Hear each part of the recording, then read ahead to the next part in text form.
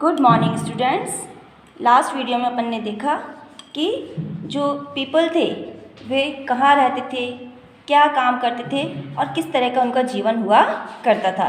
अपन ने first chapter start किया था और अब इसी चैप्टर को अपन आगे कंटिन्यू करेंगे। Name of the land.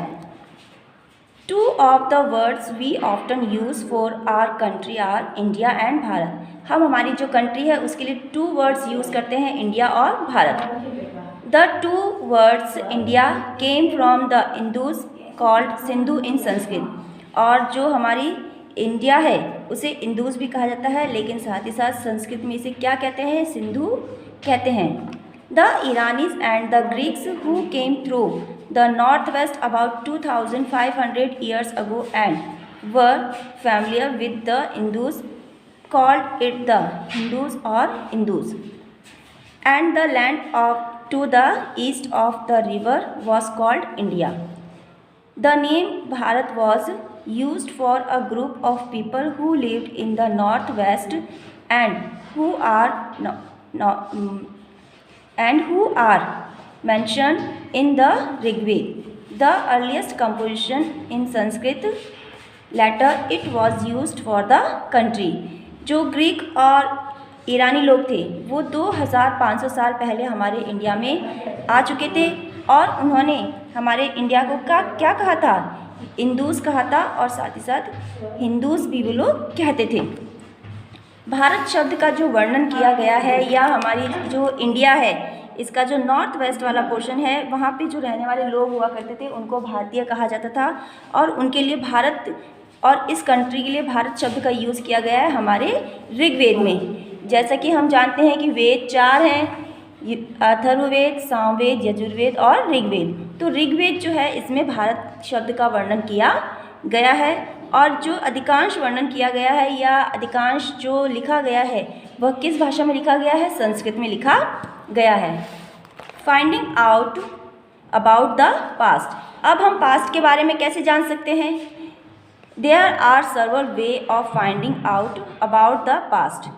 Past के बारे में जानने के बहुत सारे सोर्स होते हैं और वे होते हैं। One is the search for a read books that were written by long ago. सबसे पहला जो सोर्स होता है वह है बुक्स जो कि बहुत सालों पहले लिखी गई थी। These are called manuscript because they were written by hand. This comes from the Latin word manu meaning hand. जो हाथों से लिखी गई थी किताबें उन्हें क्या कहते थे, मैन्यूस्क्रिप्ट कहा जाता था और लैटिन भाषा में मैन्यू का अर्थ होता है हाथ। तो हम देखते हैं कि पुराने समय में प्रिंटिंग प्रेस नहीं हुआ करती थी, जो अधिकांश बुक्स वगैरह लिखी जाती थी वो किससे लिखी जाती थी, हाथों से लिखी जाती थी और इसलिए इन्हें हम क्या कहते हैं, मैन्यूस्क्रिप्ट कहते हैं। और लैटिन भाषा में मैन्यू का अर्थ क्या होता है, हाथ होता है। These were usually written on palm leaf और on the specially prepared bark of a tree known as a bridge which grown in the Himalayas।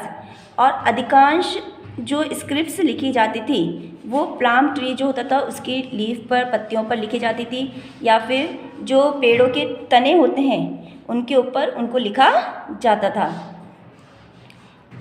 Over the years many manuscripts were eaten away by insects.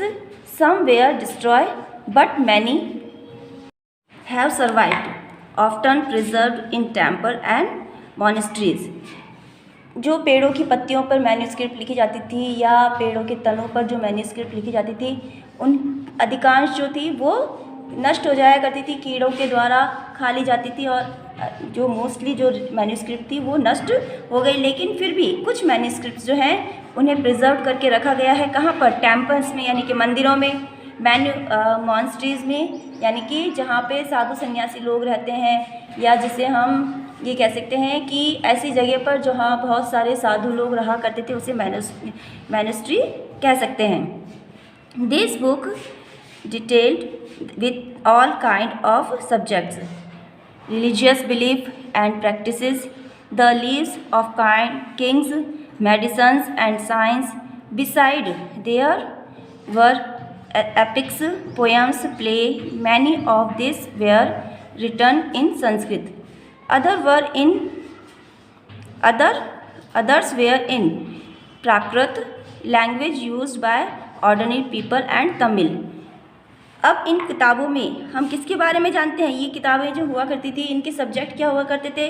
Religious belief यानी कि धर्म के बारे में हुआ करती थी।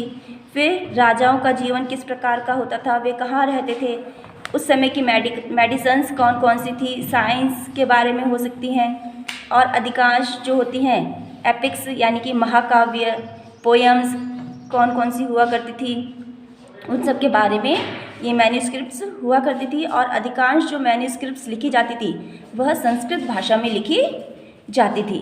साथ ही साथ इन्हें प्राकृत भाषा में भी लिखा जाता था। प्राकृत भाषा वह भाषा होती है जो कि ऑर्डिनरी पीपल द्वारा यूज़ की जाती है। तो तमिल, संस्कृत और प्राकृत भाषाओं में ये मैन्यूस्क्रिप्ट लिखी जा रही थी। We can also study inscriptions. These are written on relatively hard surface such as stone or metal, something king got their orders inscribed so that people could see, read and obey them. There are other kinds of inscriptions as well, where men and women, including kings or queens, recorded what they did. For example, king often kept records of victories in battle. साथ ही साथ manuscript तो लिखी जा रही थी, लेकिन इसके साथ ही साथ क्या लिखी जाती थी? इंस्क्रिप्शन भी लिखे जाते थे। इंस्क्रिप्शंस क्या होता था? इंस्क्रिप्शंस होता था किसी हार्ड सरफेस के ऊपर जो भी चीज़ें लिखी जाती थी वो इंस्क्रिप्शंस कहलाती थी। जैसे मेटल के ऊपर या स्टोन के ऊपर उन्हें लिखा जाता था। और ये मोस्टली किसके द्वारा लिखवाए जाते थे? राजा के द्वारा लिखवाए जाते थे, जिसमें उनके जो भी बैटल्स हैं, विक्ट्रीज़ हैं, उनके बारे में वर्णन किया जाता था। There were many other things that were made and used in the past. इसके अलावा बहुत सी ऐसी और भी चीज़ें हैं जो कि पास्ट में यूज़ की जाती थी और जिसके बारे में हम जान सकते हैं। Those who study this object are called archaeologists. अब आर्कियोलॉजिस्ट कौन होते हैं? आर्कियोलॉजिस्ट वे व्यक्ति होते हैं जो कि इतिहास के बारे में लिखते हैं, इतिहासकार होते हैं, उन्हें हम आर्कियोलॉजिस्ट कह सकते हैं। They study in remain of buildings made of stone and bricks, paintings and sculptures. Sculptures यानी कि मूर्तियाँ, स्टोन्स और पेंटिंग्स के बारे में बताते थे, उनके बारे में लिखते हैं, उन्हें हम आर्कियोलॉजिस्ट कह सकते हैं। They also explorer and execute to find tools, weapons, pots, pans, ornaments and coins. अब इन चीज़ों के बारे में हमें कैसे पता लगेगा कि पुराने समय में क्या क्या हुआ, कि कौन सी घटना किस समय हुई, या इन घटनाओं की जानकारी हमें कैसे मिलेगी? तो आर्कियोलॉजिस्ट जो होते हैं, जो कि इतिहासकार होते हैं, खुदाई करने वाले होते हैं, वो क्या करते हैं कि जो भी पुरानी चीज़ें खुदाई से मिलती हैं, कोई भी टूल है, वेपन है, या कोई बर्तन है, या कोई भी ऑर्नामेंट है, सिक्के हैं, तो उन सब से उनकी जानकारी हमें मिलती है। Some of this object may be made of stone, others of bones, barks, clay और मेटल। अब ये सारी चीज़ें किसकी बनी हो सकती हैं? स्टोन की बनी हो सकती हैं, या फिर हड्डियों की बनी हो सकती हैं, मिट्टी की भी बनी हुई हो सकती हैं, या फिर कोई मेटल होता है, गोल्ड है, सिल्वर है, कॉपर है, इनसे बनी हुई चीज़ें भी हो सकती हैं। Objects that are made of hard imperishable substance usually survive for a long time. और जो हार्ड मेटल से बनी हुई चीज़ें होती हैं, चाहे वह कॉइन भी हो सकते हैं या कोई ऑर्नामेंट भी हो सकते हैं, तो वे सभी चीज़ें जो होती हैं वो लॉन्ग समय तक रहती हैं, खराब नहीं होती। Archaeologist also look for bones of animals, birds and fishes to find out what people eat in the past. plants remain survive far more relay. If seeds of grains of piece of wood have been burned, they survive in a carried from. जो archaeologist हैं उनके द्वारा जो खुदाई की गई उसमें कुछ हड्डियां मिली है जानवरों की, पक्षियों की, फिशेस की, तो उनसे हमें पता लगता है कि उस समय के लोग क्या खाया करते थे। और जो जले हुए टुकड़े मिले हैं घास के और पेड़ पौधों के, उससे भी हमें पता लगता है कि उस समय किस फसल की खेती की जाती थी। Historian, that is scholar who study the past, often use the word source to refer to the information found from manuscript, inscriptions and archaeology. One source are found learning about the past became an adventure as we reconstruct to it beat by beat. So historian and archaeologist are like detective who use all these source like clue to find out about our pasts. अब जो historians थे, जो भी archaeologist थे, उनके द्वारा जो भी मैन्यूस्क्रिप्ट लिखी गई या इंस्क्रिप्शंस जो होते थे, है ना, तो ये सभी क्या करते थे, एक डिटेक्टिव की तरह कार्य करते थे। निरंतर चीज़ों की खोजबीन उनके द्वारा की जाती थी कि पास्ट में क्या क्या हुआ, किस तरह हुआ, लोगों का जीवन किस तरह का हुआ करता था, इन सब की उनके द्वारा खोज की गई थी। वन पास्ट और मैनी। अब जो हमारी बुक है उसका नाम क्या है, आर पास्ट। एक पास्ट नहीं बल्कि बहुत सारे पास्ट, यानी कि बहुत सारे बीता हुआ समय था, उस बीते हुए समय में बहुत सारी जो घटनाएं हुई, उन घटनाओं के बारे में लोगों के व्यूज़ जो थे वो डिफरेंट थे, अलग अलग थे। Did you notice the title of this book our past? We have use the word past in plural to draw attention to the fact that the past was different for different groups of people. जो हमारा past शब्द है ना, PASTS, past, यानी कि जो हमारा शब्द है पास्ट, वो क्या है, एक प्लूरल शब्द है। और ये क्या बताता है कि उस समय में जो भी डिफरेंट लोग थे या डिफरेंट ग्रुप्स थे, उन सभी का अपना अपना इतिहास था। For example, the lives of herders और farmers were different from those of king and queen. जो किसान हुआ करते थे, चरवाहे हुआ करते थे, उनका जीवन जो राजा थे उनके जीवन से अलग था, उनका इतिहास अलग था राजा के इतिहास से। The lives of merchant were different from those of craft person and so on. फिर मर्चेंट जो हुआ करते थे, यानी कि व्यापारी वर्ग जो था, व्यापारी वर्ग का भी जीवन अलग था, डिफरेंट था, किससे, क्राफ्ट पर्सन से। Also, as is true even today, people follow different practices and customs in different parts of the country. For example, today most people living in the Andaman Island get their own food by fishing, hunting and collecting forest produce. By contrast, most people living in cities depend on others for supply of food. Difference such as these existed in the past as well. अब यदि हम देखें तो हमारी जो देश है, India है, यहाँ पर जो हमारे इंडिया कंट्री में अलग अलग पार्ट्स में जो रहने वाले लोग हैं उनके अलग अलग कस्टम हैं, उनके अलग अलग कल्चर हैं। फॉर एग्जांपल अपन देखते हैं जो अंडमान आइसलैंड में रहने वाले जो लोग हैं, ये अपना भोजन कैसे बनाते हैं, फिशिंग से, फिशिंग करते हैं, हंटिंग करते हैं, या फिर पेड़ पौधों से जो भी उन्हें फल हैं या जड़ हैं जो मिलती हैं उससे वे अपना भोजन बनाते हैं। इसके ऑपोजिट यदि अपन देखें तो सिटीज़ में रहने वाले जो लोग हैं उनके फूड हैं, कल्चर हैं, या जो उनकी लिविंग लाइफ है वो कैसी होती है, डिफरेंट होती है। Beside there is another kind of difference. We know a great deal about kings and the battles they fight because they kept recorded in of their victories. अब जो लोग होते हैं सभी लोगों की अपनी अपनी अलग अलग दिनचर्या होती है, उनका अलग अलग रूटीन होता है, उनके काम भी अलग अलग होते हैं। जिस तरह से एक राजा है, राजा का कार्य क्या है? अपनी जनता को संभालना, शासन करना, फिर उसके द्वारा जो भी बैटल्स लड़ी जाती हैं, फाइट्स लड़ी जाती हैं, विक्ट्रीज जो होती हैं उसकी, उनका रिकॉर्ड वह रखा करते थे।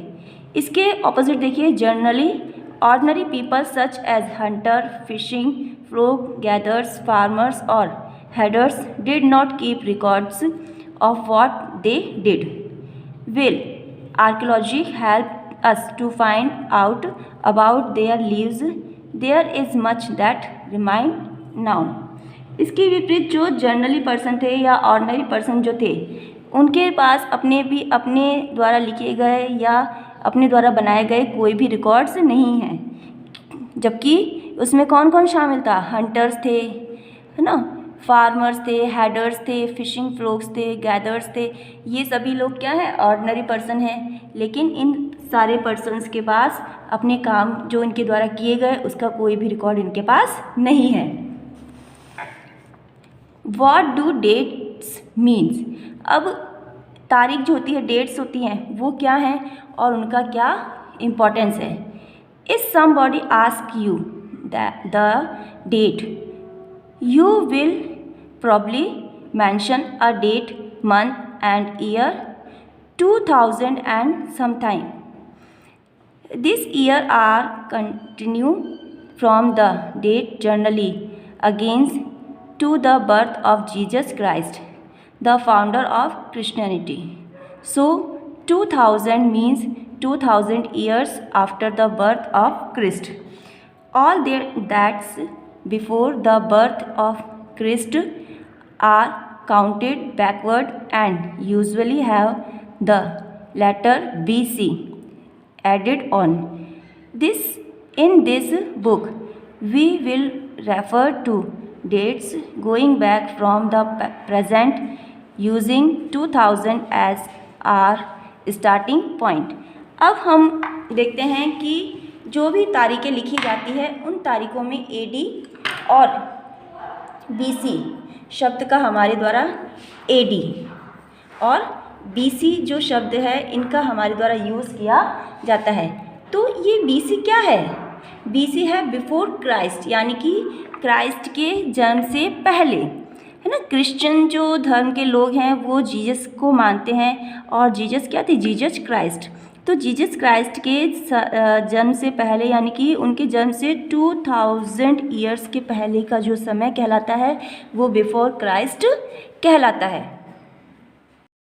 ये देखिए, जैसे मैंने अभी थोड़ी देर पहले भी आपको AD और BC जो होता है उसमें डिफरेंस बताया था इस पैराग्राफ में, और मैं आपको अच्छे से एक्सप्लेन कर देती हूँ कि AD और BC क्या होता है।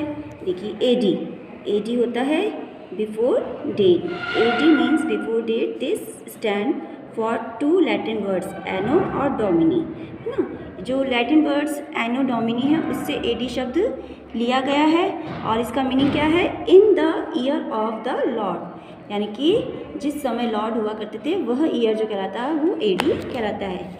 BC का मैंने पहले भी आपको बताया है, BC का मीन्स होता है बिफोर क्राइस्ट, और BCE बिफोर कॉमन एरा, है ना। बिफोर कॉमन एरा जो है वो BCE के लिए यूज़ किया जाता है। अब हम इसके क्वेश्चन आंसर देख लें।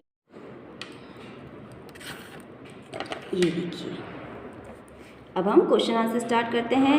नर्मदा वैली है hunting and gathering. Magadh the first big kingdom. Garo hills early agriculture. Indus and its tributaries में आ जाएगा सिटीज़ अबाउट 2500 ईयर्स अगो, और गंगा वैली में आ जाएगा द फर्स्ट सिटीज़।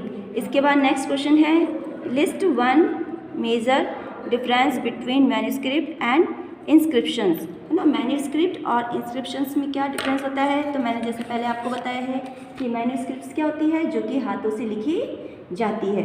हाथों से लिखने वाली जो भी बुक्स थी या रिकॉर्ड्स थे उनको हम मैन्यूस्क्रिप्ट्स कह सकते हैं, जो कि प्लम ट्री होता है उसके लीव्स पर लिखी जाती है, या फिर जो ट्री होते हैं उनके जो बैंक्स होते हैं, बार्क्स होते हैं, उनके ऊपर लिखी जाती है, उसे हम मैन्युस्क्रिप्ट कहते हैं। इंस्क्रिप्शंस क्या होता है? इंस्क्रिप्शंस होते हैं जो हार्ड सरफेस के ऊपर जो चीज़ें लिखी जाती हैं, जैसे स्टोन के ऊपर, मेटल के ऊपर जो भी चीज़ें लिखी गई उन्हें हम इंस्क्रिप्शंस कहेंगे। नेक्स्ट क्वेश्चन है, return to Rashida's question, can you think of some answer it to it. यदि हम रशीदा का क्वेश्चन देखें कि रशीदा ने जब हमने इस चैप्टर स्टार्ट किया था, है ना, तो उसके सामने एक क्वेश्चन था 100 years ago.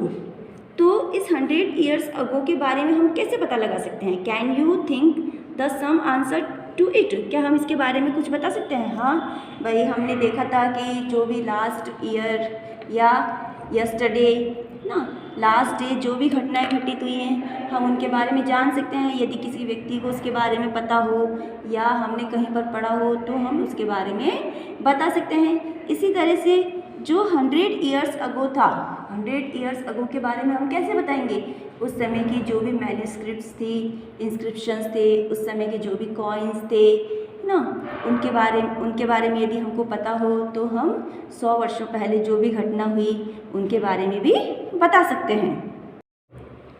Make a list of all the object that archaeologist may find, which of this could be made of stone. अब हमें उन चीज़ों की एक लिस्ट बनानी है जो कि आर्कियोलॉजिस्ट ने खोजी, जो कि स्टोन से बनी हुई होती थी। जैसे हमने लेसन में देखा कि उस समय खुदाई जो हुई है उसमें बहुत सी चीज़ें हमें मिली हैं, पॉट्स मिले हैं, पैन्स मिले हैं, है ना, स्टोन के बने हुए। तो उन चीज़ों से हम पता लगा सकते हैं कि उस समय का जो जीवन था वह किस तरह का हुआ करता था। तो ये सारी चीज़ें जो कि स्टोन से बनी हुई होती थी, कॉइन्स हो सकते हैं, उसमें कुछ कॉइन्स मेटल के भी हो सकते थे, कुछ पत्थर के हुआ करते थे, फिर पॉट्स थे, पैन्स थे ना, अलग अलग चीज़ें जो थी वो हमें मिली हैं। Why do you think ordinary man and women did not generally keep record of what they did? अब क्या कारण था कि जो जर्नली मैंस और वुमेन्स थे, ऑर्डिनरी मैन और वुमेन थे, वो लोग रिकॉर्ड नहीं रखा करते थे? क्या कारण था इसका? इसका कारण हो सकता है कि या तो हो सकता है कि वो लोग लिखना नहीं जानते हों, है ना, वो अनपढ़ हों, या फिर ये भी हो सकता है कि उस समय की जो लोकल लैंग्वेज थी, प्राकृत भाषा या जो अदर लैंग्वेज थी, संस्कृत भाषा, वो उनको नहीं आती होगी, लिखना बोलना नहीं आता होगा, या फिर उनकी लाइफ स्टाइल जो होगी वो कुछ ऐसी होगी कि वो अपने कामों में इतने बिज़ी होंगे कि उनके पास समय नहीं होगा कि वो उन सारी चीज़ों को लिख सके। इसलिए जो जर्नली मैंस और वुमेन्स थे उनके पास रिकॉर्ड नहीं हुआ करते थे।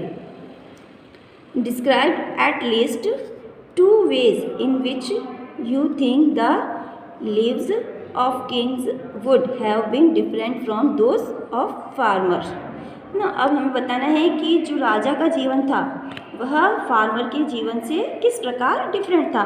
तो हम देखते हैं कि राजा जो रहते हैं वो कहाँ रहते हैं?